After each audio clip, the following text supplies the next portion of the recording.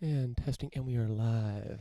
Love when you're either a masker or an anti-vaxxer. Okay, I'm just trolling on that with that title. I'm not about to go on a diatribe about if you're not wearing a mask, that means you're anti-vaxxer. But you should wear a mask. And having said that, if you're not wearing a mask, you're probably an anti-vaxxer. Okay, so here's what we're gonna be riffing on today. We're riffing on people focusing too much on political affiliation. Cult following of the president, I think it needs to end. Humanity being a speck of dust in space worries me. Low probability, high impact events are threats to humanity. Extreme political views in the U.S. Are overblown, I think, in some ways. And we're going to talk about the Lawful Access to Encrypted Data Act by some Republican senators. Attitudes on homosexuality correlated with the country's wealth, why COVID cases are increasing and deaths are decreasing. Hot nugget there is that we need to look at the data, not the whole country data, but we need to look at the data for specific areas where outbreaks are occurring. We'll get to that. I'm going to talk about encryption in Hong Kong. We're going to talk about a registered SEC bond fund on Ethereum. We keep talking about cryptocurrency. I'm going to keep talking about it every week because I think it's one of the single most important technologies that's being developed right now. There's a lot of stuff happening in the space, and it's a lot more than just the price. And I think people don't realize that there's things you can actually do with it that you can't do with conventional technology. So it's very, very interesting. Yes, we're good on the mic. I'm always afraid that the Fuka in my audio is going to cut out. That happened once, and it was shout out Nice Things IO for backing me up on that. But I think we're good. I got my sound going there. We're live. Yeah, we should be good. That's my biggest fear, to do one of these whole things and realize at the end, damn, did not record. Okay, so just quickly, I think we'll get actually well under 60 minutes here. I'll be honest, been pretty busy lately, so I've been trying to, I don't want to just talk about things that I haven't had time to actually read about. I don't want to just do total shoot from the hip here. So, but there's some things that float around my head that are outside of the weekly news churn. And as you know, we like to, oh, by the way, this is your host, Dick Lucas. We do this every Wednesday, once a week for an hour, keep it under 60 minutes. Right now we're doing Wednesdays, 7 a.m. Pacific, 10 a.m. Eastern. That might change in the future, but once a week, wherever podcasts are available, search No Gradient. Also streams live on YouTube and Periscope. I think most people listen over the podcast, but I like doing the video. It's fun for the homies that join live. I appreciate you. I love you, in fact. Okay, so let's dive right into it here. I think people are too tied to political affiliation in terms of how they think about people. It's fun. I think we've all been around the dinner table. Of course, this is my liberal bubble, but many people, maybe you've been, just reverse it if you're in your own bubble, but you've been around the table. You say, oh, he's a Trumper. Oh, that person voted for Trump. And it's just like, oh, it's like the scarlet letter kind of thing. And reverse it. If you're a Trump supporter, then, think of, oh, that person voted for Hillary or whatever. Reverse it. It's the same shit. I think it's funny that we talk about people that way. And I'm not I think it's funny because it's there's so much more to a person. And I'm not trying to get philosophical and there's more to a person than who they vote for. No. I'm just saying, like, literally, if you you can be a bad person and vote for Biden or vote for Trump, and you can be a good person and vote for Trump, vote for Biden. Whoever, you know what I mean? That doesn't change. If you're a good community member, if you're nice to your neighbors, if you're nice to you raise your family well, you've good values, blah blah blah. All that stuff, you could check the box next to Trump's name. That doesn't change any of that. You could check the box next to Biden's name. It doesn't change any of that. In fact, I think people put way too much emphasis on, oh, this person voted for this person, like they're nuked, they're gone. What about all the other things, all the other seconds that they live every single day outside of the voting booth where they check that box for that 1 second and they vote for that one person? Obviously, there's more than just it's more than voting. There's supporting policies that you may completely disagree with, and I get that, but I think people in general focus too much on the office of the presidency or too much on the federal level of government. this, what does it really mean when an individual, I support this policy? Yeah, maybe someone's misunderstood, and you think, or you think they support a policy that is wrong and that you think is wrong, and that they don't understand it fully. Blah blah blah blah. Them supporting it. Fine, let them support. How do they treat you? How do they treat the people around them? How do they carry themselves? How do they conduct themselves? Are they a good neighbor? Are they friendly? Do they offer a helping hand? Are they nice? Are they fun to talk to? I often find the Trump supporters are actually more fun to talk to.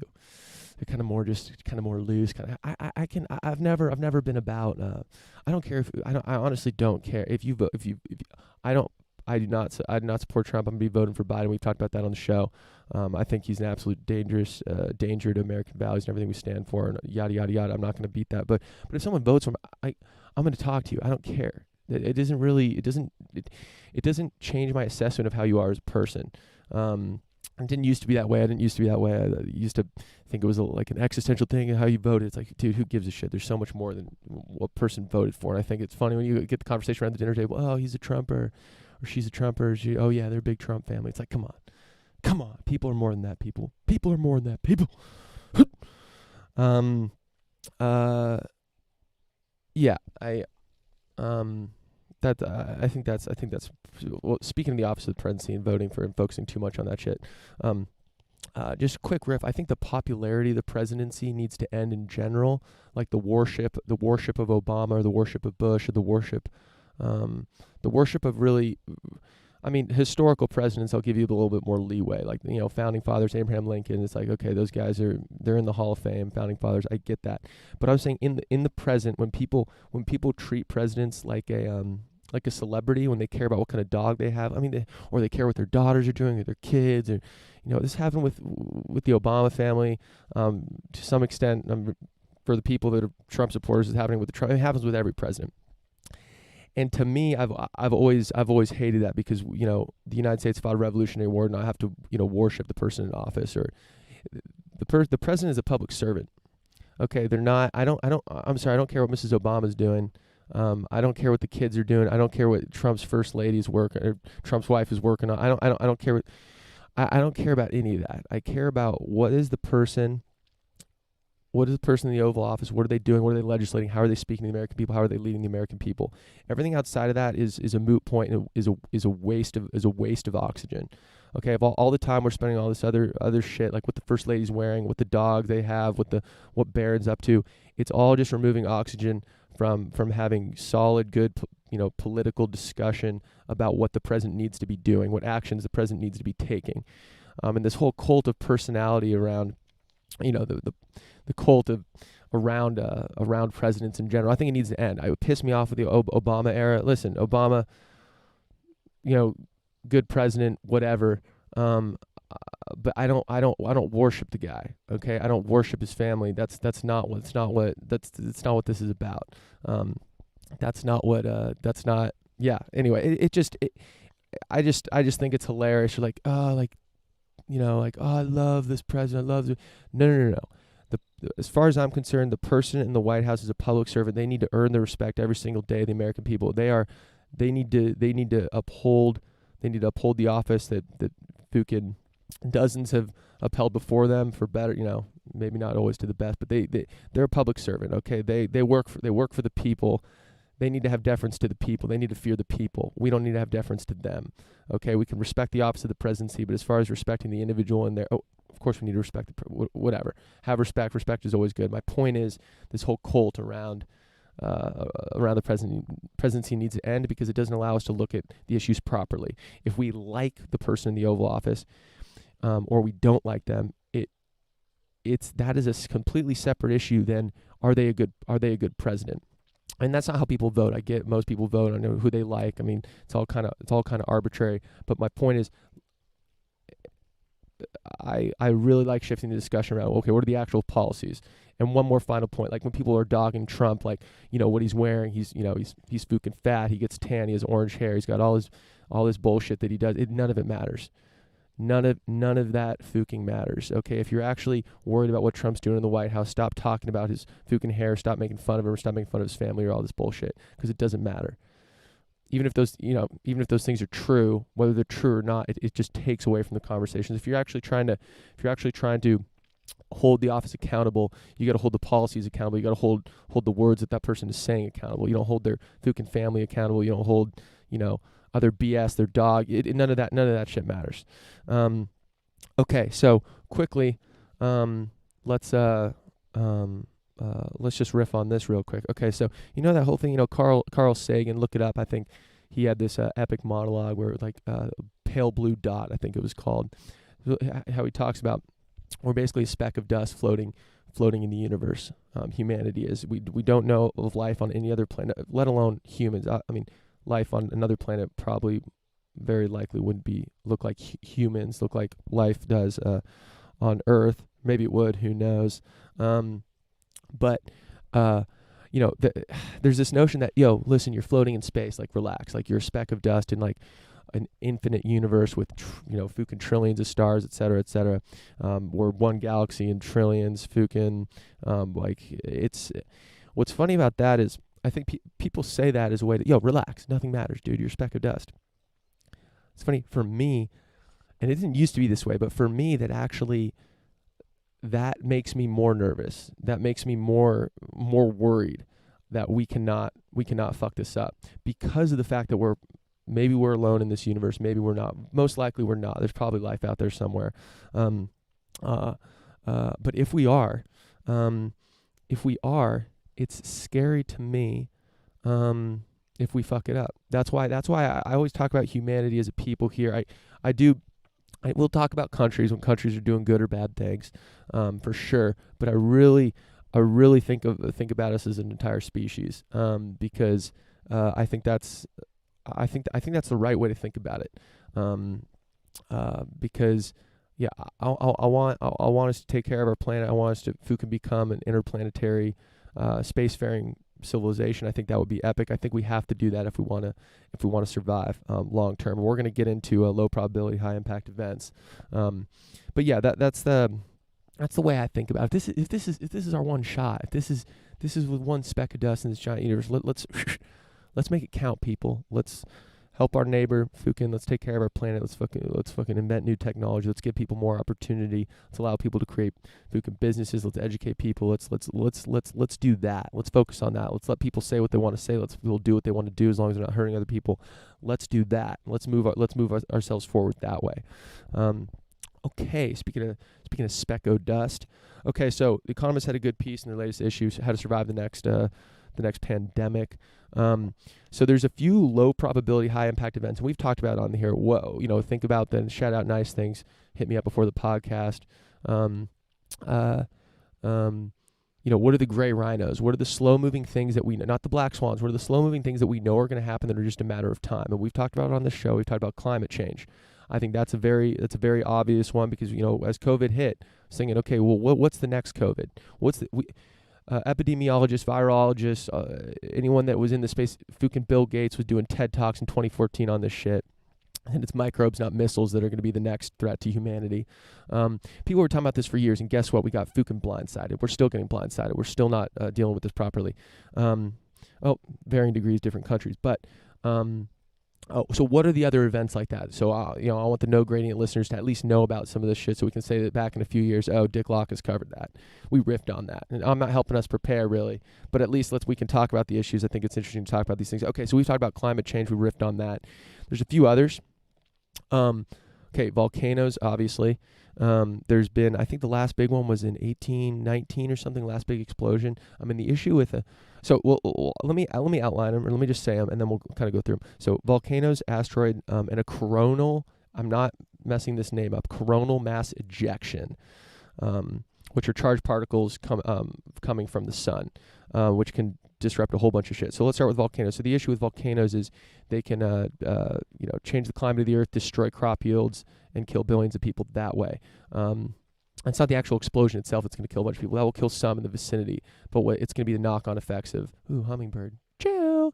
It's going to be the knock-on effects of the ash in the air blocking the sun, changing the global temperature. What does that do? That's going to change crop yields. That's going to cause starvation. That's going to kill people. Full stop.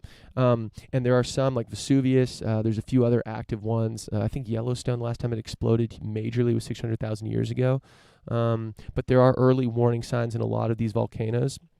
They have systems there for early warning signs when it's about to erupt. Now, this helps the community in the local area, but if it's a big enough one, it's going to nuke the whole world, or at least affect the whole world.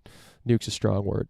Okay, so that's volcano asteroid. So the United States government has spent about $300 million, I think, something like that, looking into, I think they have something up there that they're trying to, I forget if they've done this. Honestly, we're shooting from the hip a little bit here, but the point is, it's on the United States. It's on our radar, and that's to move asteroids away from planet Earth. $300 million sounds like a lot of money. It's a drop in the fucking bucket. It's nothing. We print 2 trillion before we get up in the morning. Okay, so it seems like it's a small amount of money for a yes, low probability but high chance, high impact event. That if we can invest a little bit up front to maybe move a Fukin asteroid, that's something that should totally be done. So there's a program. I think it was I don't know, it started a couple decades ago. There's something like that. Anyway, the U.S. is looking into. I'm sure there's other countries doing some other stuff too. Yeah, maybe not with asteroid stuff. Probably not. But that's an interesting thing. We don't want our species to be the punchline. 60 million years later, as old as a dinosaur. You want little meerkats walking around saying, "I remember humans." Nuked. Yeah, let's not do that. Or the roaches. Roaches learn to speak in 60 million years. They talk of us. They find our bones, etc. Okay, now I'm just high at this point. Just kidding. It's too early for that. Okay, so here we go. The other one, the most interesting one, is a coronal mass injection. I'm not trolling with the name. It's a coronal. I'm like, God damn. Things with corona in them just need to get out of here. But coronal mass injection, it's charged. The sun, the coronal. Let's see. It's an area around the. It's an area around the sun. Anyway, something can happen to the sun. Basically, let's keep it short. Something can happen to the sun where it fires charged particles at Earth. Oh, damn. You know what? This shade needs to get... I'm all blurry over here. No, I'm watching the video anyway. It's fine. I'm kind of sunned out. That's fine. You know what? We're chilling. I'm glared out. It's chill. No one cares. Okay, here's the deal. Coronal mass injection, those charged particles coming from the sun, it's happened before. I think it happened. It hit Qatar pretty bad, like 100, maybe pretty more recently than that. Anyway, it's happened before. This isn't some crazy thing that's never happened before. It's happened before, and we're due. I think experts put it at 50-50 chance of happening within the next 100 years or something, like a major one. Okay, and what is a coronal mass injection? What does it do? Well, it messes up satellites.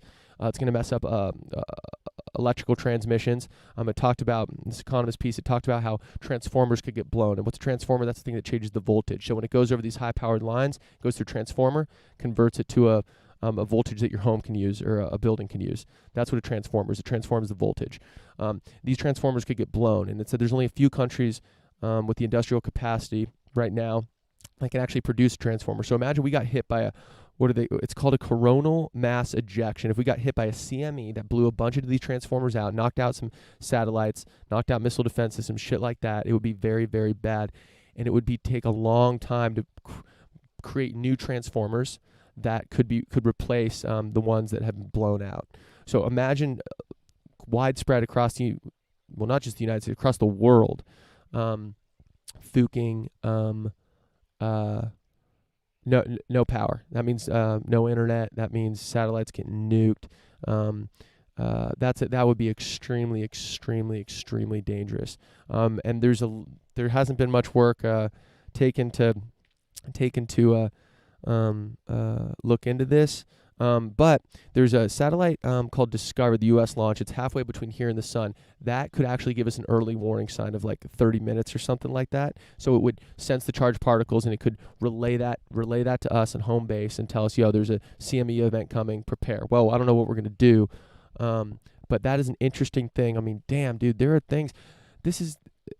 this is why it's like crazy to talk about going to other planets, and it's crazy to focus so much on inventing technology, like new technology. We have all these problems to solve. Why are we worried about all these? No.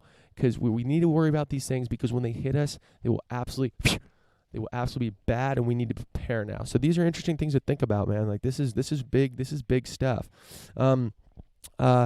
Okay, so oh yeah, so an example they gave, there's an Indian Ocean tsunami in 2004. There were not early warning signs for that. Now there are, and the reason for that, I mean, obviously people, a lot of damage caused, a lot of people died from that.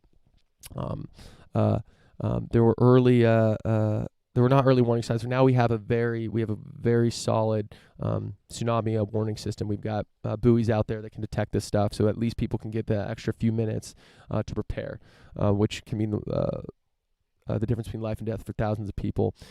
Okay, so also let's talk for a second just about humans in general, about how we prepare for things. We're not wired to think about long, things multi-generational later.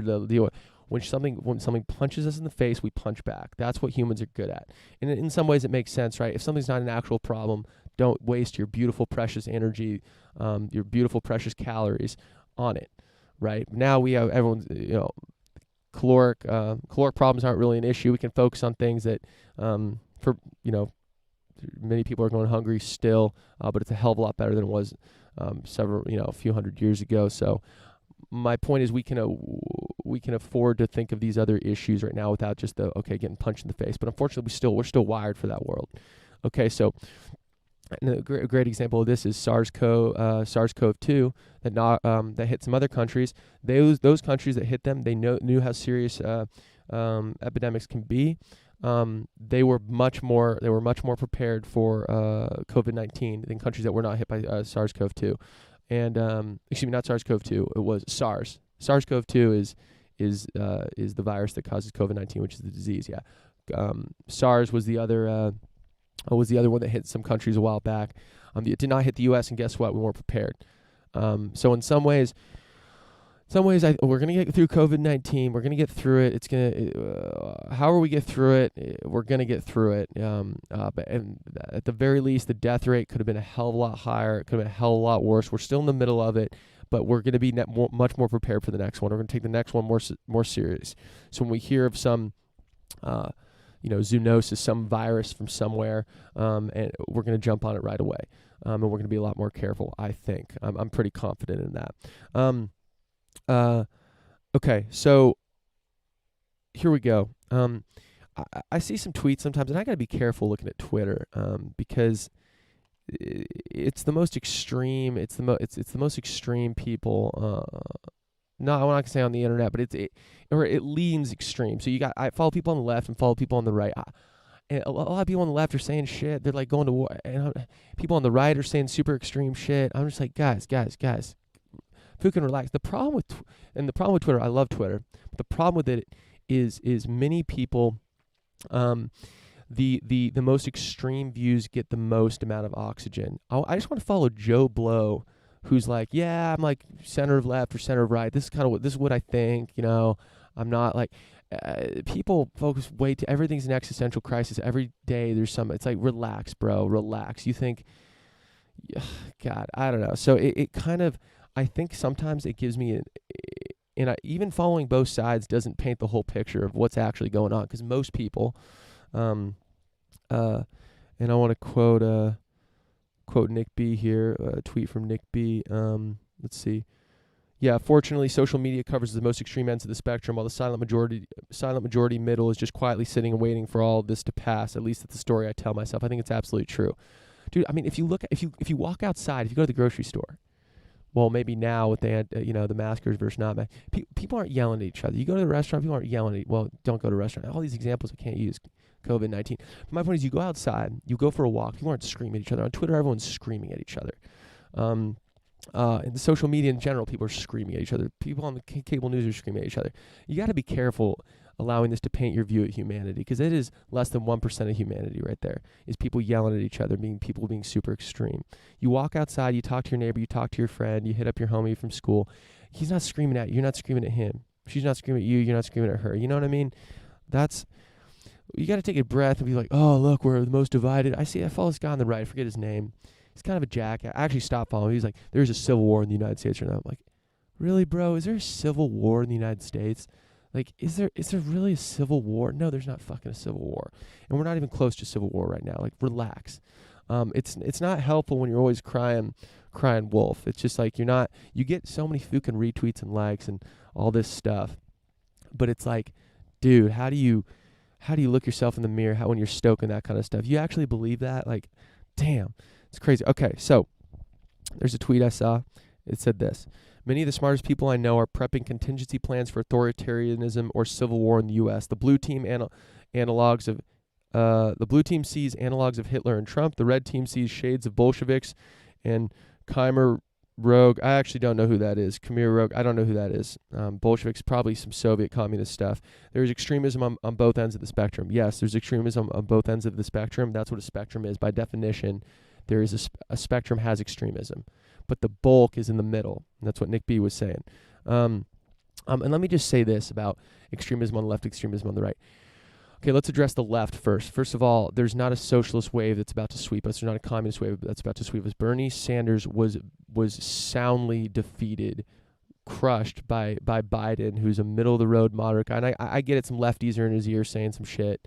But if there was a socialist wave, tell me why Bernie got absolutely fucking slapped and we sent him packing. First of all, Bernie's a blowhard. Just so we're clear on that, he's been in the Senate for 30 years. He's co-sponsored like 7 bills, 2 of which were renaming post offices. This is not your guy. If you're a Bernie guy, I'm sorry, he's not your guy. He doesn't and constantly derides businesses and thinks everything's evil except him and his ways. No, he's not. He's not the way forward for America. He's not the way forward for anything. Okay, so as far as I'm concerned, send his ass packing. But here's the thing. There's not a socialist wave coming. Why was Bernie slapped? And look at our friends across the pond, the UK, the most unpopular conservative party led by Boris Johnson, the fucking what are they, the fucking Tories or something, beat Jeremy Corbyn's Labour Party. Again, the most unpopular conservative party had the biggest defeat of the Labour Party, which is kind of a more extreme version. Jeremy Corbyn's a more extreme version of Bernie Sanders, to put it simply. They got absolutely roasted by the most unpopular conservative party in decades. Why did they get roasted? Because there's some people on Twitter, some people at New York Times, there's some people that for some reason want the government to have more power and want the government, or rather they think the government is the way to solve everything. Look at history. Look at what happens when governments have a lot of power. Bad things. Only bad things happen. So this fact that the government just needs to handle this, relax. Look at history. That doesn't work.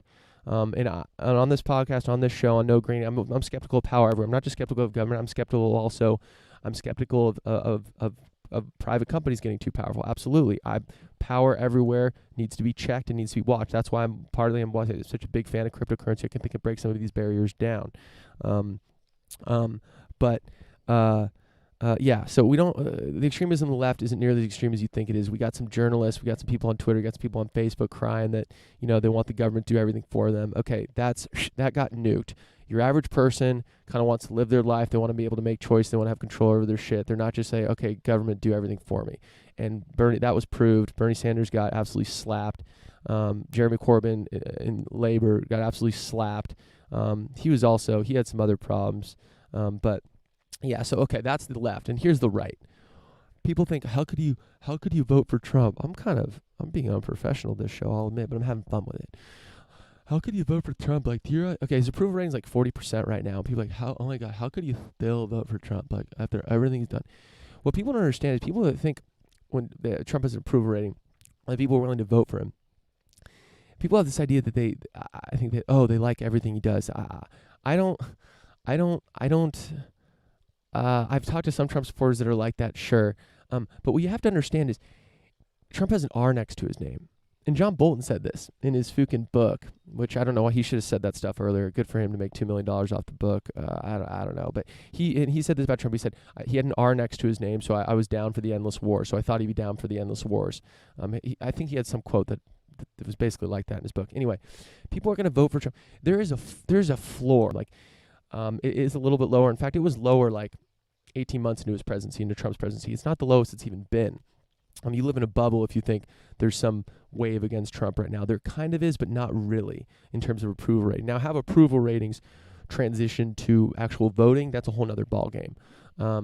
Because the approval of a president in a swing state means a hell of a lot more than approval in a blue state like California, where I am right now. So in terms of people thinking extremism of Trump, he's got an R next to his name. And people are just going to vote, okay, he's a Republican, he's my guy, boom, I'm going to vote for him, boom.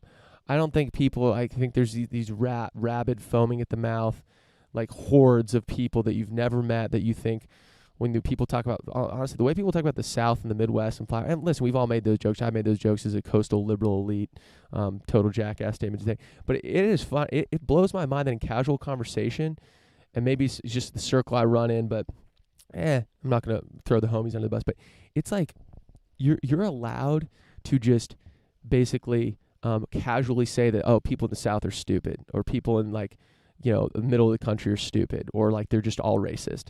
Like, you can casually get away with that. We have a Doge here. You can casually get away with that. And it's insane, and no one will say anything. Like, I've been in conversation. It's an amazing thing when you can just say, oh, the South is dumb and racist, and people in the flyover states are dumb and racist. Like, it's a hell of a thing that you can casually say that. And that's liberals casually saying that. And liberals are supposed to be, non-judgmental and fook and all that, all that bullshit. Well, it's not bullshit, but anyway. But it's just, that fucking just blows my mind. Anyway. There's not a bunch of rabid, foaming at the mouth fucking Trumpers. There are some, but I don't think that's not the majority of them. I think we think, the United States is ending. Trump. I do think our institutions have actually been tested. I think a lot of things Trump has been doing has been absolutely horrendous to American values, American institutions. It's absolutely scary. He's not even pretending anymore, and I think we're gonna get through it though. And I think we need to stop thinking that everyone somehow is the fact that Trump won was an indictment on our country, shows how racist and stupid we are. Okay, Trump barely won, and that's my point about putting too much emphasis on who's in the White House. It was like the day before, Obama was the president, and then a day later. A day later, Trump was the president-elect, November, whatever. And it's like all of a sudden in one day, the United States was pissed on its own values. It was automatically racist. It was all these things. It just flipped a switch right away. The person in the White House, stop putting so much emphasis on that. And I'm not one to say that because we had a black man as president, that means we've solved everything. Absolutely not. I'm not even saying that for a second. I'm saying we put too much emphasis on. I'm saying because Obama was in the White House doesn't mean we solved racial injustice, and because Trump is in the White House doesn't mean it was all reversed. You know what I mean? Stop putting so much emphasis on that. He won by what was it? Was it like 40,000 votes in a few states? Like that's how he got into the White House against Hillary, who, come on, guys. Hillary the DNC could have done a hell of a lot better than that. Like, are we kidding me right now? So anyway, that's all I want to say. I think the United States, I'm long USA, I'm long humanity. I think the United States is going to be fine. We're going to get through this. Vietnam, we've been through time, we've been through division before. I think we're not nearly as divided as we think we are. I think people, as Nick B said, people are focusing too much on social media. Cable news is also, I think, is really good at stoking this stuff. That's why I'm a big fan of The Economist.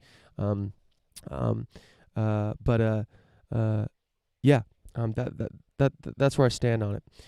Okay, so what do we got on time? We're gonna cover something fun. Here we got about 20 minutes here. Okay, so I remember when. Okay, so. Yeah, so there's the Lawful Access to Encrypted Data Act, which is by Marsha Blackburn, Lindsey Graham and Senator Tom Cotton. If you remember Tom Cotton, we've talked about him on the show. He's the one that had the op-ed in the New York Times about how we need to bring in the troops. Total jackass. I did it. There are people that have these views. We need to know how our elected officials think. And people got fired over that. So New York Times, get your shit together. It's a Republican backed bill. It hasn't been passed, but it's called the Lawful Access to Encrypted Data Act. And it is funny to me that when Republicans are supposed to be the party of limited government and skepticism of the government, but they really only are when it's convenient. And just like the left does their own mental gymnastic bullshit. And let me just take a step back. I'm not one to say, oh, both parties are trash. Like both parties. It's like, I think the party system, and that everyone who thinks they're smart knows what they're talking about says, oh, both parties are trash. It's like, no. Maybe they are trash. That's fine. But my kind of big point is that there's some things on the left, there's some things on the right. If I've always been, well, not always, but if you're following all the beliefs of any one party, you're a sheep, and you're not actually thinking for yourself. And the chances that one party is right about everything is absolutely BS, because this whole two-party system has gotten the U.S. where it is today, and the most powerful, industrious, in my opinion, greatest nation on the face of the earth. We've done a hell of a good job this far with this whole quote unquote both parties are bullshit system. It's like, yeah, both parties do stupid shit, and I'm going to call it out individually. I'm going to call it the things they do individually, and I think the fact that we even need a party system. It'd be cool if we could focus on the issues rather than the party. But anyway, so yeah, for this to be put forward by Republicans who are supposed to be fearful of the government and skeptical of it. It's just it's a slap in the face to lady liberty. So, okay, so what does this do? The Lawful Access to Data Encrypted Data Act is supposed to put a backdoor into encrypted messaging apps. So encryption allows, especially, so we're talking about specifically end-to-end encryption here. End-to-end encryption. End-to-end encryption means that if WhatsApp uses it, Signal, Open Whisper systems use it, which we'll talk about in a second. If I send you a message to your phone, or send you an image, or send you a video, and it's end-to-end encrypted, no one can see it. Not even WhatsApp, not even Facebook on WhatsApp. They can't even see it. It's end-to-end encrypted. It lives on my device. It lives on your device. Nothing else. So if the government wanted to get access to it, they would need to get access to your device, and they would need to unlock your device. They couldn't just get access to it. Well, that might be enough because they can do some stuff with it, but they would basically need access to your device. So they can't do this whole warrantless wiretapping thing that they have a history of doing. The NSA has a history of that thanks to the Snowden leaks. We know about that, which I think is I don't think is appreciated enough. Anyway. So these centers want to put a backdoor on some of these things that only the government has access to. Let's just from a technical standpoint. I love dogging things from a technical standpoint before we even get to the higher order things. It's like from a technical standpoint, you can't put a backdoor that only the government can use. You can't guarantee that only the government's going to use it. You can't guarantee that that special access will only stay in the government's hands, and you can't even guarantee that the Fukin government is going to use it correctly. Now, I am of the opinion, yes, when you live when you live in society, we need to have rules, we need to have laws, we need to be able to punish people. We don't want sex traffickers, we don't want drug traffickers, we don't want all these people to have just free reign and just let anyone do what they want, the government can't do anything. No, of course not. Crimes should be punishable. We need to be able to enforce those crimes, because that actually creates a more free society, right? If total anarchy, you just have a few people that would just run house on everyone else. No, you have a government who can look at me mansplaining crimes right now, but I think it's important. Okay. But yeah, you can't. It's just from a technical standpoint, total BS. You cannot put a backdoor in. You can't. It doesn't work. You can't guarantee the thing with encryption is not just for protection from the government. It's also protection from hackers, it's protection from other people, protection from other foreign governments that might not be in the United States. Maybe it's China. Maybe it's a government that doesn't care about civil liberties. Maybe it's North Korea. You can't build backdoors. Who's to say who can get access to those? So how do you solve this? Well, I think Apple had a great, and I've dogged on Apple for working with China, bending over backwards to please their biggest market. But I've also been in support of Apple for some of the things they've said and spoken against the FBI. Encrypted messaging. They've said law enforcement has more data on individuals to police crimes than they've ever had in the history of law enforcement ever. Full stop. Period.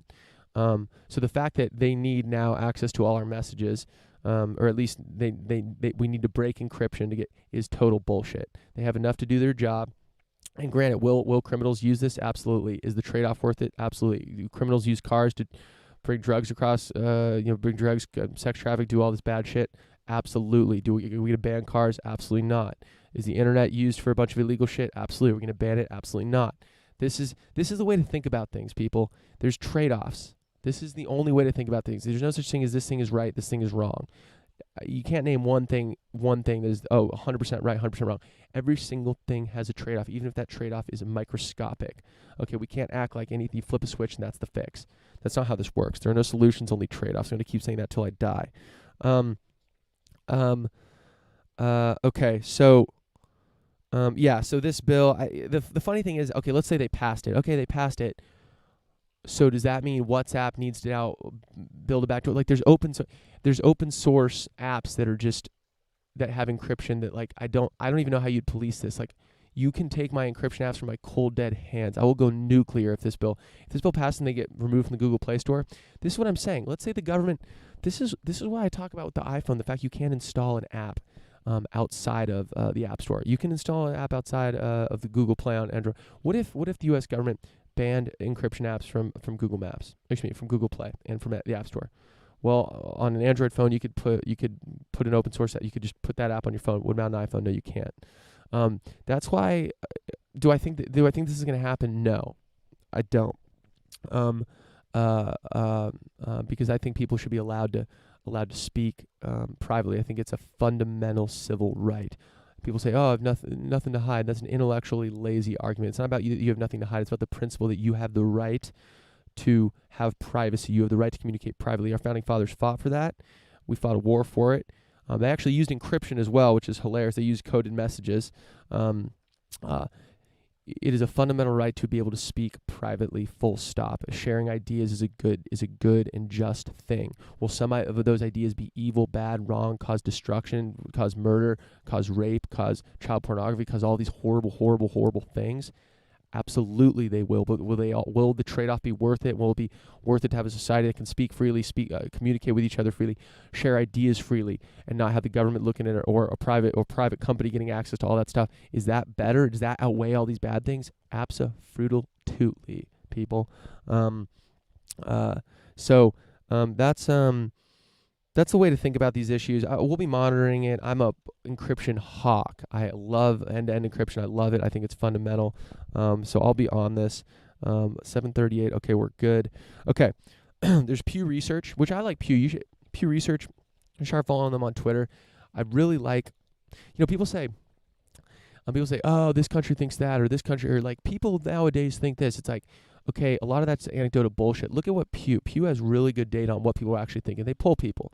They do statistical Fukin modeling, blah, blah, blah, all the fancy shit to determine what people are actually thinking. And it's really interesting to follow some of their stuff. So here's what they said. Attitudes on the issues of homosexuality are strongly correlated with a country's wealth. In general, people in wealthier and more developed economies are more accepting of homosexuality than those in less wealthy and developed economies.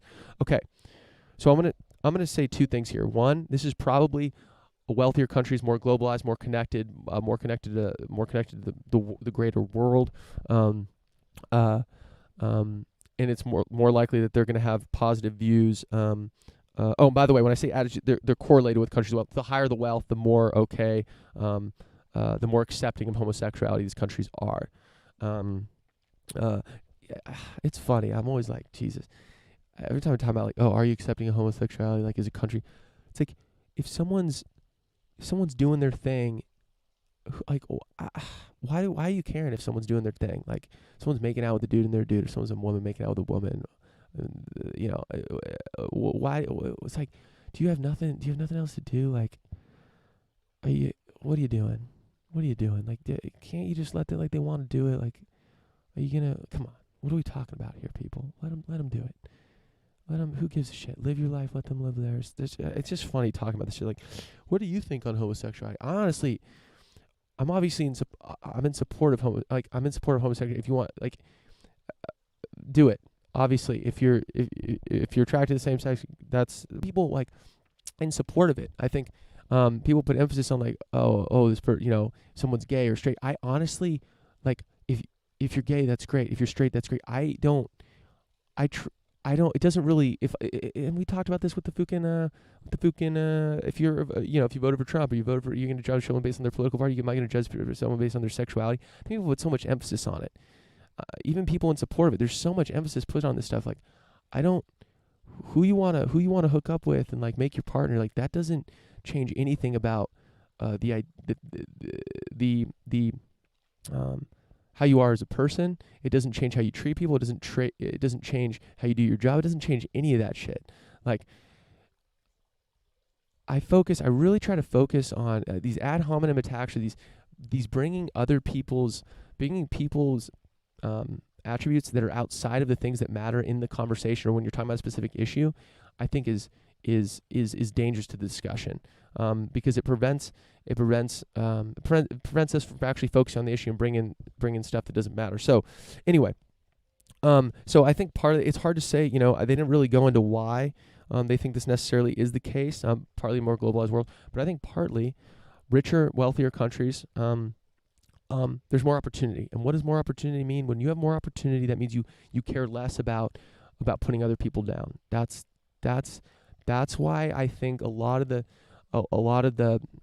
I think a great way to move the needle on social justice issues and things like that and being more accepting is to give people more opportunity. If you give everyone more opportunity, if it's no longer a zero-sum game, imagine this: if we had technology, energy was free.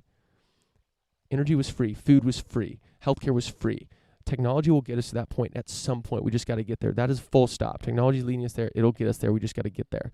If all those things are free and we're not fighting over a finite set of resources, it's a hell of a lot easier to make you accepting of other people. And like, oh, this person, look at the social welfare system in the United States.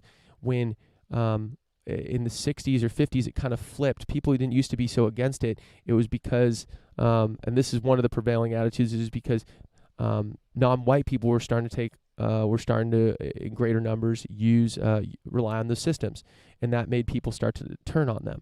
I think a lot of this, racism, homophobia, a lot of these things I think just come from people feeling like they're not secure in themselves. So I think the greatest lever to pull to create more opportunity for everyone and to create more acceptance of everyone is to give everyone more opportunity, allow them, make everyone more wealthy, make every country more wealthy. And what's an easy way to do that? Technology. Technology is an well, technology is hard to invent and hard to produce, all that stuff. But once you do it, it makes everyone feel great. It's like, think of it this way, to put it simply. We're all 2 weeks away from killing each other with no food. So you take food away. I mean, and that's an extreme. Obviously, I don't think we're all just going to murder. Like, if food just disappeared tomorrow, boom, no one could eat anything. Would everyone kill each other? Not everyone. Would people be more angry at each other and trying to fight over a finite set of resources? Or rather, let's say there's only 10% of this amount of food. Boom, overnight. Would people be fighting over the resources and like fighting each other and trying to prevent other people from getting it? Absolutely. So that's why I'm a big fan of. I'm a big believer in technology for having trickle down effects to solve a whole range of things. The bigger the pie, the more we all get, and the more we can all feel safe and feel secure and feel like we have enough for our friends, our family, our community, and we can feel calm in that, and we can stop worrying about putting other people down. So that's why I'm a big fan of Fukin. I'm a big fan of technology as a means to do that. Okay, so got a few more. We might not get to everything. It's 7:45. I want to keep this well under 60 minutes. Okay, but let's end with this. The $1 trillion question. This was a tweet. The $1 trillion question. Why are COVID cases increasing while deaths are decreasing? And I've been asking this is the same thing. The answer is simple. It's called Simpson's paradox, and it's the result of incorrectly pooling data and arriving at a false conclusion. Okay, so here's the deal. In the United States as a whole, cases have been going up. Deaths have been going down. And part of this is, and he says this in this tweet, that part of this is we're getting better at treating it. We're more prepared for it. people that are more at risk are staying home. I'm sure that's part of it. Younger people are at a higher percentage of getting it, and they're not getting as sick because they're younger. Their immune systems are better. They're not as compromised as older people. If you're over 65 or have diabetes or are fat, to put it simply, you're at risk here. So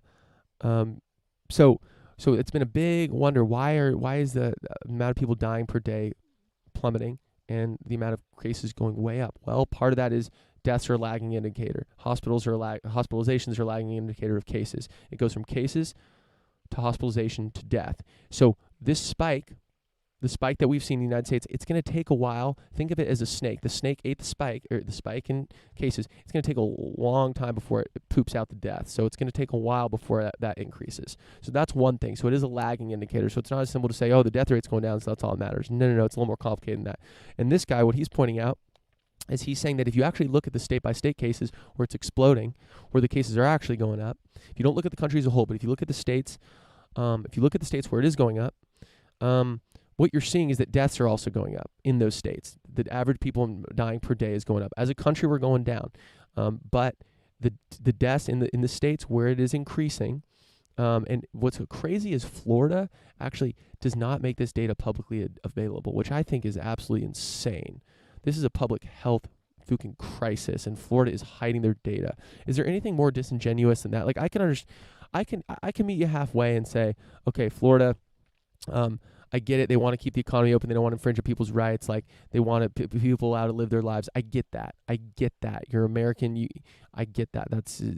I understand that. What I don't understand is, okay, fine, do that, but at least monitor the fucking situation. At least be careful. At least encourage people to wear masks. That's what I don't get. So anyway, if you look at the data where the states, the cases are increasing, the deaths are increasing too. So he said the way to think about it, and it's not as if the whole country is just one epidemic. There's a whole bunch of epidemics all over,